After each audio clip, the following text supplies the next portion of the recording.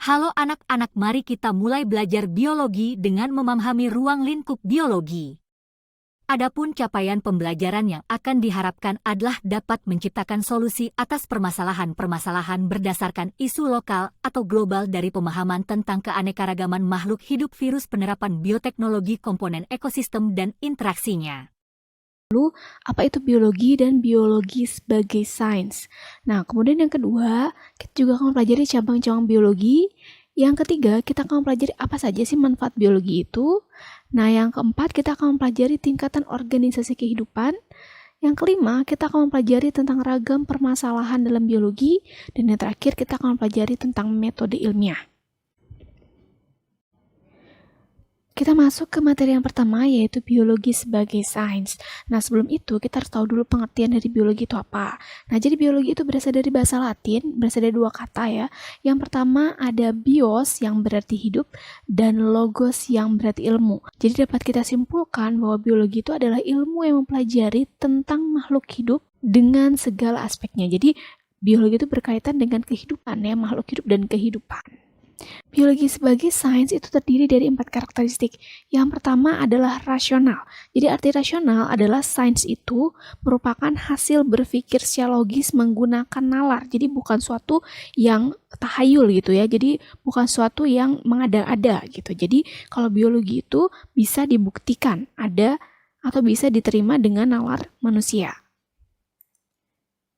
Yang kedua, biologi itu bersifat objektif, yang artinya kebenarannya itu apa adanya atau berdasarkan atas data-data ya. Jadi bukan karena pendapat seseorang atau pendapat pribadi. Jadi harus objektif bukan subjektif. Karakteristik yang ketiga, biologi sebagai sains adalah biologi itu bersifat empiris, yang artinya dapat dibuktikan dengan pengamatan, penelitian, atau eksperimen. Jadi bukan suatu yang tadi bersifat mengada-ada, jadi harus ada buktinya atau empiris. Nah, yang terakhir, karakteristik biologi sebagai sains adalah akumulatif, yang artinya dapat dibentuk berdasarkan teori lama yang disempurnakan ataupun ditambah ataupun diperbaiki sehingga makin sempurna. Kita masuk ke materi yang kedua, yaitu membahas mengenai cabang-cabang biologi. Jadi banyak sekali cabang-cabang biologi. Nah, kita akan membahas beberapa cabang biologi saja ya. Nah, yang pertama ada anatomi. Nah, jadi anatomi itu adalah cabang biologi yang mempelajari tentang struktur dalam tubuh. Jadi kayak sistem organ ataupun organ itu ya. Yang kedua ada arachnologi. Nah, dari arachnida yang artinya laba-laba. Jadi arachnologi itu adalah cabang biologi yang mempelajari tentang laba-laba. Yang ketiga ada botani. Nah, kalau botani itu adalah ilmu biologi yang mempelajari tentang tumbuhan. Yang keempat ada bakteriologi, yaitu cabang biologi yang mempelajari tentang bakteri. Yang kelima ada briologi, yaitu cabang biologi yang mempelajari tentang tumbuhan lumut. Yang kelima ada dendrologi, yaitu cabang-cabang biologi yang mempelajari tentang pohon atau tumbuhan berkayu. Nah, kemudian yang ketujuh ada ekologi, yaitu ilmu yang mempelajari tentang hubungan makhluk hidup dengan lingkungannya atau ekosistem. Jadi loginya kan ilmu, ekonya itu ekosistem, yang artinya hubungan timbal balik antara makhluk hidup dengan lingkungan. Yang kedelapan ada entomologi, yaitu ilmu yang mempelajari tentang serangga, berbagai macam serangga ya. Yang kesembilan ada etologi, yaitu yang mempelajari tentang tingkah laku atau perilaku ya makhluk hidup. Yang ke-10 ada embriologi, yaitu cabang biologi yang mempelajari tentang perkembangan embrio. Yang ke-11 ada evolusi, yaitu mempelajari tentang asal-usul makhluk hidup ya. Yang ke-12 ada epidemiologi, yaitu mempelajari tentang pola distribusi dari suatu penyakit. Yang ke-13 ada farmakologi. Nah, ini berarti mempelajari tentang obat-obatan. Yang ke-14 ada filogeni, yaitu ilmu yang mempelajari tentang perkembangan makhluk hidup dari tingkat sederhana atau tingkat rendah hingga tingkat yang tinggi. Contoh, kalau misalnya vertebrata itu kan yang terendah ada Pisces, nanti yang termaju ada mamalia. Nah, kurang lebih seperti itu ya. Jadi ilmu mempelajari tentang perkembangan makhluk hidup dari tingkat rendah menuju tingkat yang lebih kompleks, itu disebutnya filogeni. Yang ke-15 ada fisiologi, yaitu ilmu tentang fungsi-fungsi alat tubuh atau proses tubuh ya. Yang ke-16 ada fikologi, yaitu ilmu yang mempelajari tentang alga ataupun ganggang. 17 ada genetika, yaitu ilmu yang pelajari tentang pewarasan sifat atau penurunan sifat pada makhluk hidup. 18 ada histologi, yaitu ilmu yang pelajari tentang jaringan tubuh. 19 ada hematologi, yaitu ilmu yang pelajari tentang darah. 20 ada herpetologi, yaitu ilmu yang pelajari tentang reptil dan juga amfibi. 21 ada imunologi, maka dari kata imun, maka ini adalah ilmu yang pelajari tentang sistem imun atau kekebalan tubuh. 22 ada ichtiologi. Nah, ichtiologi ini yang pelajari tentang berbagai jenis ikan. 23 ada kardiologi, yaitu mempelajari tentang jantung dan juga pembuluh darah. 24 ada mikologi, ini mempelajari tentang kingdom jamur atau fungi. Selanjutnya nomor 25 ada mammalogi, yaitu ilmu yang pelajari tentang mamalia. Ke-26 ada malakologi, yaitu ilmu yang pelajari tentang moluska. 27 ada mikrobiologi. Nah, ini adalah ilmu yang pelajari tentang mikroorganisme atau makhluk-makhluk yang berukuran kecil ya. Yang ke-28 ada miologi, nah ini mempelajari tentang otot. 29 ada morfologi, yaitu ilmu yang mempelajari tentang bentuk dan juga struktur tubuh. Jadi kalau morfologi itu lebih ke bentuk luarnya ya. Kalau misalnya anatomi kan dalam tubuh ya. Kalau morfologi itu bentuk luarnya. Contoh kayak paruh burung ada yang bengkok, ada yang lurus. Nah seperti itu ya, itu morfologi. 30 ada neurologi, ini tentang sel saraf. 31 ada nefrologi, ini ilmu tentang nefron. 32 ada nematologi. Nah, ini adalah ilmu yang mempelajari tentang cacing nematoda atau nematelmintes. 33 ada organologi, maka tentang organ. 34 ada onkologi, yaitu ilmu yang mempelajari tentang penyakit kanker. 35 ada ontogeni, yaitu ilmu tentang perkembangan makhluk hidup dari zigot hingga dewasa. 36 ada ornitologi, yaitu ilmu yang mempelajari tentang berbagai jenis burung. 37 ada patologi, yaitu mempelajari tentang penyebab penyakit atau patogen. 38 ada paleontologi, yaitu ilmu yang mempelajari tentang fosil dan juga sejarah bumi. 39 ada parasitologi, yaitu mempelajari tentang parasit. 40 ada sanitasi, yaitu mempelajari tentang kesehatan lingkungan. 41 ada sitologi, itu mempelajari tentang sel. 42 ada taksonomi, yaitu ilmu yang mempelajari tentang klasifikasi makhluk hidup. 43 ada teratologi, yaitu ilmu yang mempelajari tentang cacat pada janin. 44 ada virologi, yaitu tentang virus. Dan yang terakhir ada zoologi, yaitu ilmu yang mempelajari tentang hewan. Kita masuk ke materi yang ketiga, yaitu manfaat dari biologi. Jadi sangat banyak sekali ya manfaat biologi itu. Yang pertama ada manfaat biologi di bidang kesehatan. Nah yang pertama contohnya ada bayi tabung. Nah jadi bayi tabung itu merupakan salah satu cara untuk mempertemukan sperma dan ovum di luar tubuh atau secara in vitro. Nah maka bayi tabung ini sangat membantu pasangan suami istri yang sulit untuk mendapatkan keturunan. Nah berarti ini juga merupakan salah satu manfaat biologi di bidang kesehatan. Nah, yang kedua ada transplantasi organ, yaitu tindakan pemindahan organ tubuh ya. Jadi organ tubuh ataupun jaringan tubuh sebenarnya juga bisa ya dari seseorang ke orang lain ya akibat dari ketidakfungsian organ atau jaringan tubuhnya. Jadi salah satu orang misalnya ada yang organ tubuhnya ataupun jaringan tubuhnya mengalami kerusakan ya atau tidak berfungsi, nah itu bisa dibantu dengan adanya transplantasi organ. Nah yang ketiga ada terapi gen, yaitu terapi gen itu sesuai dengan namanya terapi gen, jadi gennya tuh yang menyembuhkan ya. Jadi terapi gen itu ada transfer salinan gen ya ke dalam sel-sel tubuh seseorang untuk memperbaiki salinan gen yang rusak. Jadi ketika ada kerusakan gen di dalam tubuh seseorang, nah itu bisa diperbaiki gennya tersebut.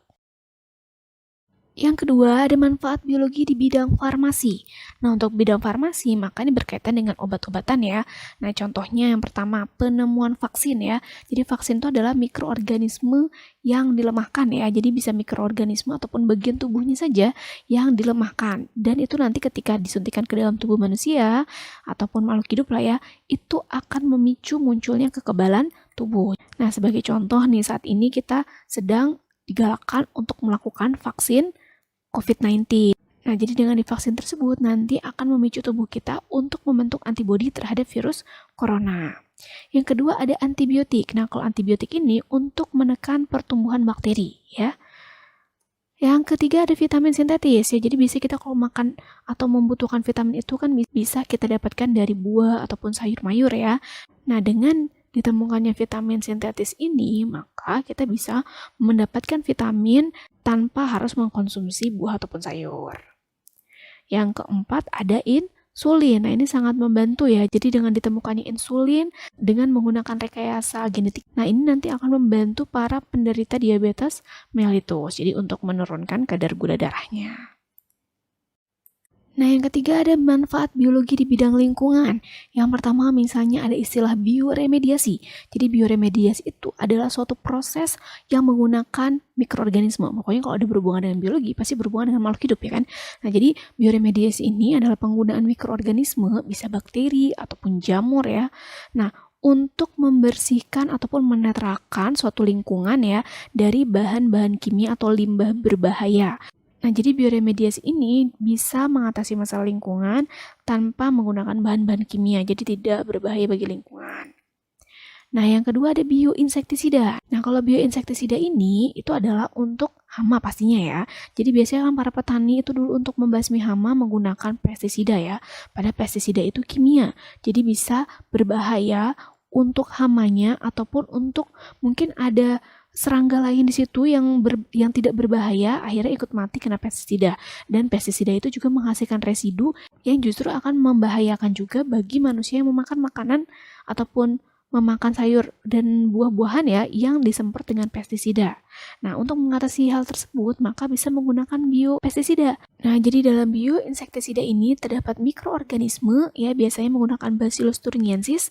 Nah, bakteri tersebut itu bisa menghasilkan racun yang bisa membunuh serangga. Tapi untuk organisme lain itu tidak kenapa-kenapa gitu ya, karena bioinsektisida ini spesifik, jadi hanya ke serangga tertentu saja. Jadi untuk serangga lain otomatis yang bukan hama tanaman tersebut ya, itu nggak bakal mati.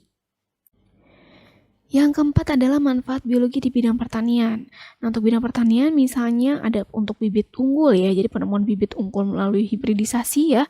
Misalnya kita mau mendapatkan tanaman yang unggul kan bisa dikawin silangkan dengan bibit yang unggul gitu ya. Nah, itu juga manfaat biologi di bidang pertanian. Atau yang lebih modern ya, ada transgenik ya. Jadi sebagai contoh nih ya, ada beras transgenik atau golden rice ya. Jadi beras emas atau golden rice itu adalah beras yang sudah disisipi oleh gen ya, jadi dia itu disisipi oleh beta karoten. Jadi karena mengandung beta karoten, jadi berasnya ini warnanya itu memang agak kekuningan, makanya seperti beras emas ya. Nah, beta karoten itu merupakan sumber vitamin A. Nah, dengan mengkonsumsi golden rice ini, maka kandungan vitamin A-nya itu tinggi, jadi itu bisa membantu seseorang yang kekurangan vitamin A.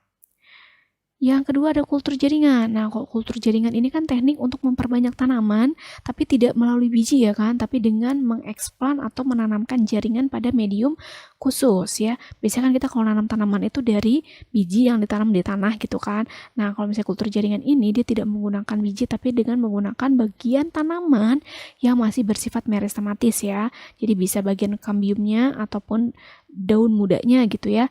Nanti hasil dari kultur jaringan ini adalah tanaman yang sama persis dengan induknya. Sehingga kultur jaringan ini sangat bermanfaat ya, bisa menghasilkan bibit yang unggul. Selain itu juga bisa untuk konservasi. Jadi misalnya ada tumbuhan yang langka gitu ya, nah itu bisa perbanyak dengan kultur jaringan. Jadi kayak cloning tapi tumbuhan gitu. Yang ketiga hidroponik. Nah, hidroponik ini juga merupakan salah satu manfaat biologi di bidang pertanian ya, yaitu untuk menanam tanaman tapi tidak menggunakan medium tanah ya. Yang kelima ada di bidang peternakan. Kalau peternakan, maka yang pertama ada hibridisasi atau kawin silang ya. Jadi kita kalau mau mendapatkan sapi yang unggul, maka kita harus kawinkan sapi tersebut dengan sapi yang unggul. Contoh ini ada Contoh di sini ada 2 sapi yang unggul. Nah, nanti hasil perkawinan tersebut kan menghasilkan embrio. Nah, nanti embrionya ini bisa melalui proses splicing embrio ya, dan embrionya nanti bisa ditanamkan ke banyak sapi. Nah, tapi nanti hasilnya itu akan sama semua ya, jadi anak yang ditransfer itu embrionya akan sama semua dan bersifat unggul dari kedua induknya. Yang kedua ada kawin suntik atau inseminasi buatan. Nah, jadi inseminasi buatan ini juga merupakan manfaat biologi yang sangat bermanfaat di bidang peternakan ya, yaitu untuk mendapatkan sapi yang unggul. Nah, kita bisa mengawinkan sapi itu kan tadi dengan sapi yang unggul ya. Nah, tanpa harus mendatangkan sapinya secara langsung. Jadi misalnya kita pengen sapi Indonesia nih, sapi lokal disilangkan dengan sapi Australia gitu yang besar-besar ya. Nah, tanpa harus mendatangkan sapinya secara langsung, tapi cukup dengan menyuntikkan spermanya seperti ini ya. Jadi dengan disuntikan spermanya ke ternak betinanya tanpa harus dikawinkan secara langsung. Makanya disebutnya kawin suntik. Yang keenam, ada manfaat biologi di bidang sosial. Ya, jadi ternyata biologi pun juga bisa bermanfaat di bidang sosial. Contohnya, yang pertama ya, ini sebenarnya berkaitan dengan forensik semua ya. Jadi ada sidik jari ya. Jadi misalnya ada suatu kasus kejahatan lah ya. Jadi kita bisa untuk menentukan siapa pelaku kejahatannya, nah maka bisa dilakukan dengan tes sidik jari. Ya, jadi kita bisa melihat dari sidik jari yang tertinggal. Nah, atau yang kedua, itu ada tes DNA. Jadi kalau tes DNA itu kan untuk korban kejahatan juga bisa ya. Jadi untuk mengetahui korbannya tersebut, nah kita juga bisa melakukan dengan tes DNA. Nah, yang ketiga forensik. Jadi kalau forensik itu sebenarnya ilmunya ya. Forensik ini tidak hanya berhubungan dengan pembedahan mayat sepertinya ya, tapi juga berkaitan dengan sidik jari tadi ya. Jadi ini termasuk forensik juga. Nah, dengan ilmu forensik ini, jadi kita bisa mengetahui pelanggaran hukum yang menyangkut tubuh manusia atau nyawa manusia ya. Jadi dengan forensik ini nanti kan bisa dilakukan pembedahan mayat ataupun dengan sidik jari ya. Jadi kita bisa tahu waktu kejadian ataupun apa penyebab dari kematian seseorang tersebut gitu. Yang ketujuh, ada manfaat biologi di bidang pangan. Nah, ini banyak banget sebenarnya ya. Nah, misalnya yang pertama, ada pembuatan makanan dengan proses fermentasi. Jadi misalnya contohnya pembuatan yogurt, keju, tempe, dan lain sebagainya ya. Itu merupakan salah satu manfaat biologi di bidang pangan. Karena kan prinsip fermentasi itu juga merupakan salah satu prinsip biologi. Yang kedua, ada penemuan protein sel tunggal atau single cell protein ya, atau PST, yaitu protein yang dihasilkan dari mikroorganisme uniseluler. Nah, biasanya kalau kita makan protein itu dari telur, dari ikan, atau dari ayam gitu ya. Nah, ini proteinnya dari alga atau dari jamur, jadi dari mikroorganisme. Nah, yang ketiga, ada pengawetan makanan. Ini juga merupakan manfaat biologi di bidang pangan. Jadi dengan ditemukannya prinsip pengawetan, misalnya dengan didinginkan, diasinkan, atau misalnya dibikin jadi manisan, asinan gitu ya, itu kan juga termasuk manfaat biologi di bidang pangan ya. Jadi makanan akan lebih awet gitu. Yang terakhir, ada manfaat biologi di bidang energi. Nah, seperti yang kita tahu bahwa minyak bumi ataupun gas alam itu kan juga semakin berkurang ya, karena itu kan merupakan sumber daya yang tidak bisa diperbarui. Nah, maka kita harus mencari sumber-sumber energi baru. Nah, ini salah satunya ya, ini salah satu manfaat biologi di bidang energi, yaitu dengan ditemukannya biogas dan bioetanol. Nah, jadi biogas itu adalah gas atau energi yang dihasilkan dari limbah organik seperti kotoran ternak ya. Jadi umumnya biasanya digunakan kotoran ternak, bisa juga sebenarnya dari limbah rumah tangga ya, seperti sayuran yang sudah kita tidak pakai gitu ya, jadi sisa-sisa makanan itu juga bisa digunakan untuk menjadi biogas.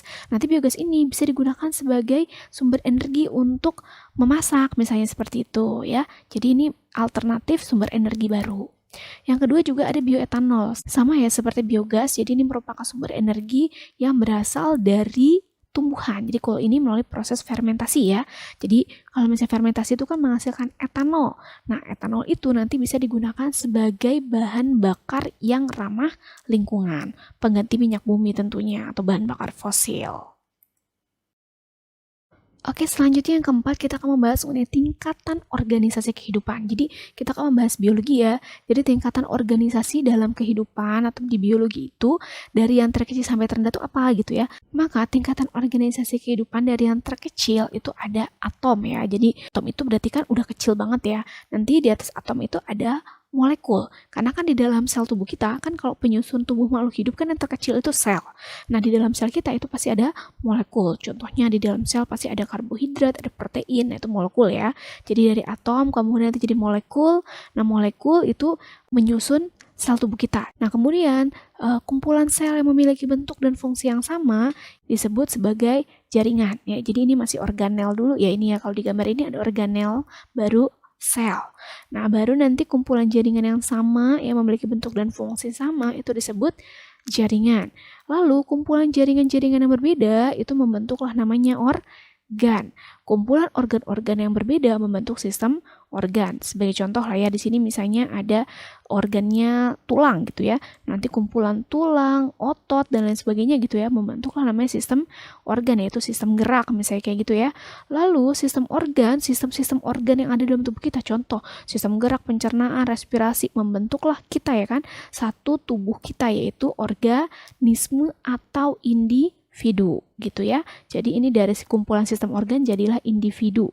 Nah, jadi individu atau organisme itu adalah satu makhluk hidup tunggal. Nah, tapi kalau nanti udah kumpulan individu sejenis, contoh di sini kan ada seekor rusa. Nah, jadi seekor rusa itu adalah organisme. Nah, tapi kalau rusanya udah banyak nih, contoh kumpulan rusa, tapi harus sejenis ya. Nah, itu disebutnya populasi. Kumpulan berbagai macam populasi, misalnya ada banyak populasi rusa, terus misalnya ada populasi burung dan lain sebagainya ya, itu disebutnya sebagai komunitas ya. Nah, ini nggak ada tulisannya ya, komunitas. Nah, jadi komunitas itu ingat ya, jadi kalau komunitas itu ada kumpulan populasi, sehingga komunitas itu hanya terdiri dari komponen biotik saja. Jadi hanya makhluk hidupnya saja ya. Nah, kalau misalnya nanti komunitas itu sudah berinteraksi dengan lingkungan ya, jadi makhluk hidup dengan lingkungan, ya itulah disebut sebagai ekosistem. Nanti ekosistem dalam skala yang lebih luas itu jadi bioma ya. Jadi contohnya kan kayak hutan hujan tropis, bioma tundra, taiga dan lain sebagainya ya. Itu adalah bioma. Nah, baru kumpulan semua ekosistem yang ada di dunia ini ya, universe gitu ya. Itulah biosfer. Jadi kita urutin lagi ya, yang terkecil tadi ada atom, lalu ada molekul. Nah, setelah molekul ada organel sel, baru sel. Nah, kemudian ada jaringan, organ, sistem organ, organisme, populasi, komunitas, ekosistem, bioma, baru yang terakhir ada biosfer. Kita lanjut ke yang kelima, yaitu ragam permasalahan biologi. Jadi kita kan tadi udah bahas tentang tingkatan organisasi kehidupan ya. Nah, permasalahan biologi itu bisa menyangkut pada tingkatan organisasi kehidupan ya. Misalnya yang pertama ya, ragam permasalahan biologi di tingkat molekul. Nah, jadi misalnya contoh permasalahan biologi di tingkat molekul itu apa? Contoh, ketika kekurangan zat besi, ya zat besi itu dapat mengganggu pembentukan eritrosit di dalam tubuh kita. Jadi nanti kita anemia ya kan? Nah, maka ini termasuk tingkat molekul, karena kan zat besi itu adalah molekul ya. Jadi kekurangan zat besi bisa mengganggu proses pembentukan eritrosit. Yang kedua, ada permasalahan biologi di tingkat sel. Sebagai contoh, menurunnya jumlah trombosit akibat infeksi virus dengue. Nah, jadi ketika terjadi infeksi virus dengue, itu bisa menurunkan jumlah trombosit. Maka trombosit di sini adalah termasuk tingkatan sel. Kemudian yang ketiga ada tingkat jaringan. Nah, contohnya apa? Misalnya infeksi virus CVPD ya, citrus vein phloem degeneration, itu bisa menyebabkan terjadinya degenerasi jaringan phloem pada jeruk. Jadi nanti jeruk itu pembuluh phloemnya tuh lama-lama tidak berfungsi ya, otomatis bisa mati nanti tumbuhannya ya. Nah, maka ini adalah tingkat jaringan, karena phloem itu berupa jaringan. Yang keempat ada organ, contohnya hepatitis ya. Jadi infeksi virus hepatitis itu bisa menyebabkan penyakit hepatitis. Nah, hepatitis itu bisa merusak organ hati. Maka ini termasuk permasalahan di tingkat organ. Selanjutnya ada permasalahan biologi di tingkat sistem organ. Contohnya apa? Misalnya contohnya ketika terjadi penyempitan pembuluh darah. Nah, itu dapat mengganggu sistem sirkulasi. Nah, jadi ketika terjadi penyempitan pembuluh darah, maka bisa mengganggu sistem organ, yaitu sistem sirkulasi. Nah, kemudian ada permasalahan biologi di tingkat individu. Contohnya, seseorang terinfeksi virus corona, sehingga nanti dia menderita COVID-19. Nah, ini kan berarti individu ya, karena hanya si orang itu gitu yang terkena penyakit COVID-19. Nah, kemudian tingkat populasi. Nah, kalau tingkat populasi misalnya penularan atau penyebaran COVID-19 ya. Jadi, penularan COVID-19 di suatu sekolah, maka penularannya itu kan dari satu siswa ke siswa lain. Nah, itu berarti populasi. Selanjutnya ada komunitas. Nah, kalau komunitas contohnya, misalnya penangkapan hewan liar. Jadi berbagai macam hewan di hutan nih. Misalnya kan ada kumpulan burung gitu, atau kumpulan apalah misalnya hewan gitu ya, hewan liar gitu. Nah, itu kalau nanti ditangkap itu bisa mengganggu keseimbangan ekosistem. Maka kumpulan hewan liar ini kan termasuk komunitas. Selanjutnya ada ekosistem. Nah, contoh ragam permasalahan biologi di tingkat ekosistem itu misalnya ketika terjadi penebangan liar atau penggundulan hutan.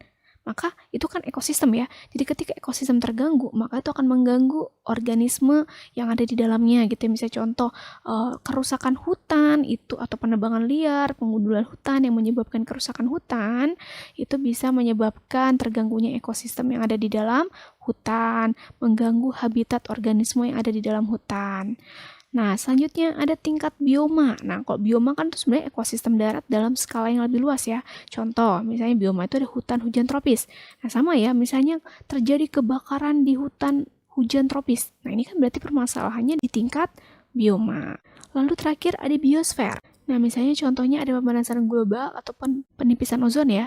Nah, jadi ini sudah mengganggu kehidupan yang ada di bumi gitu. Jadi ketika terjadi pemanasan global, akan terjadi peningkatan suhu bumi ya kan.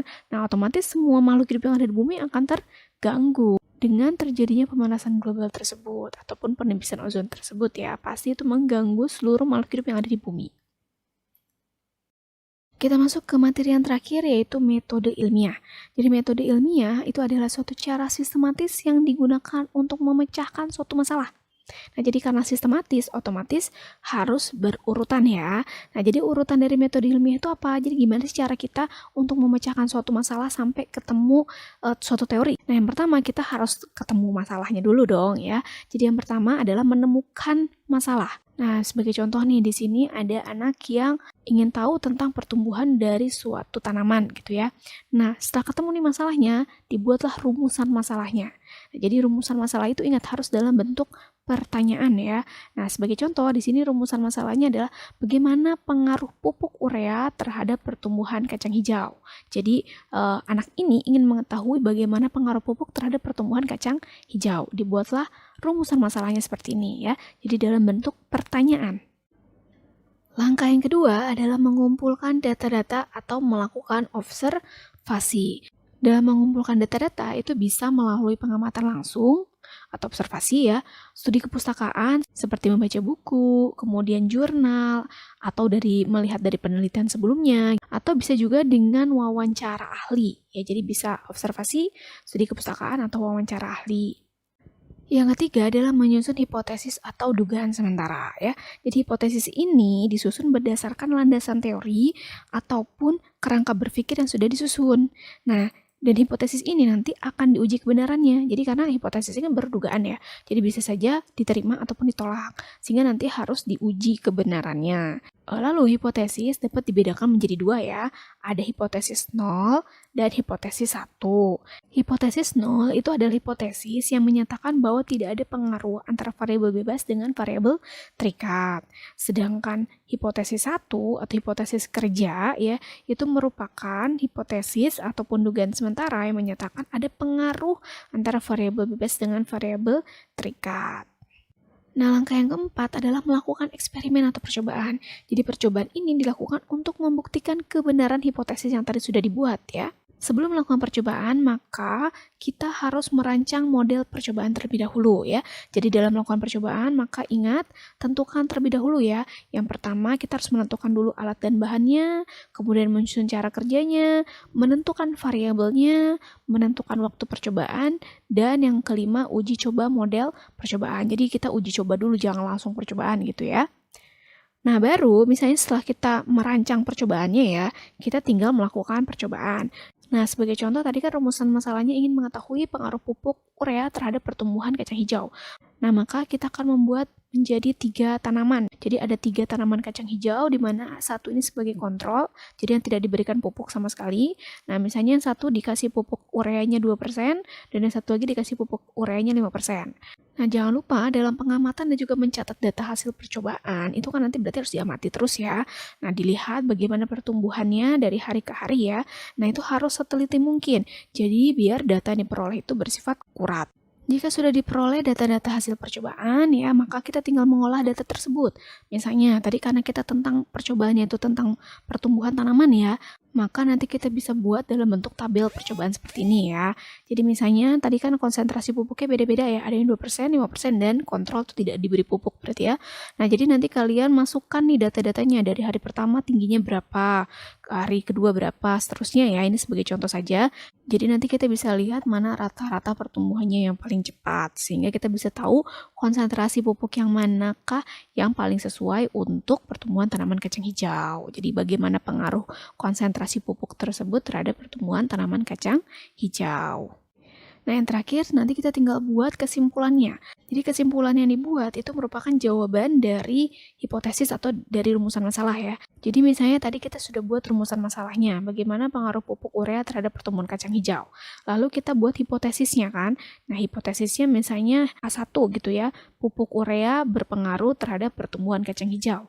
Nah, maka kesimpulannya ini harus bisa menjawab hipotesis tadi. Contoh, kesimpulannya di sini berarti pupuk urea berpengaruh terhadap pertumbuhan kacang hijau. Hal tersebut bisa terlihat bahwa yang dikasih pupuk urea pertumbuhannya lebih cepat dibandingkan yang tidak diberi pupuk urea. Nah, berarti pupuk urea berpengaruh terhadap pertumbuhan kacang hijau. Sehingga tadi hipotesisnya maka diterima. Kan bisa diterima, bisa ditolak ya. Nah, jadi hipotesisnya diterima. Seperti itu ya.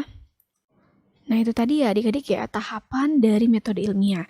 Nah, biar kalian nggak lupa, ingat aja nih jembatan keledainya ya, yaitu mas, dahi, eksim. Nah, jadi ingat masnya itu kan dimulai dari tadi masalah dulu, jadi menemukan dan merumuskan masalah. Danya berarti data ya kan, mengumpulkan data-data atau observasi, hi-nya adalah hipotesis. Nah, kemudian X-nya eksperimen, dari melakukan eksperimen sampai mengolah data hasil eksperimen, terakhir baru kesimpulan. Jadi ingat, tahapan metode ilmiah ada mas, dahi, eksim. Demikian anak-anak materi kita tentang ruang lingkup biologi. Untuk selanjutnya yuk kita mulai melakukan diskusi dan mengerjakan tugas kita sebagai lanjutan pemahaman sesuai kemampuan dan pilihannya. Selamat belajar, salam sehat.